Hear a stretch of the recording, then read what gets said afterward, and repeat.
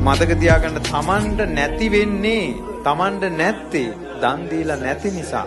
ඒ නිසා තමන්ට පුළුවන් විදියට දෙන්න දෙයක් නැත්තම් කවුරු හරි දෙනවා බලලා සාදු කියලා පැත්තක ඉන්න. අනුමෝදන් වෙන්න.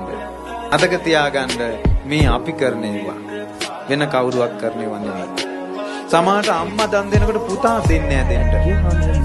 පුතා දන් දෙනකොට අම්මා දෙන්නේ දන් දෙන්න. තාත්තා දන් දෙනකොට අම්මා දෙන්න. අම්මා දන් දෙනකොට තාත්තා දෙන්නේ.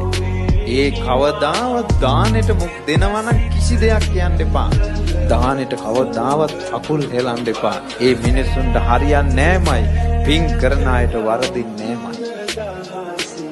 ඒක වගේම බුද්ධ ශාසනය පින් කරන අයට කොහොමත් වරදින්නේ නැහැ. සත්පුරුෂය ඇසුරේ පින් කරන අයට වරදින්නෙම නැහැ.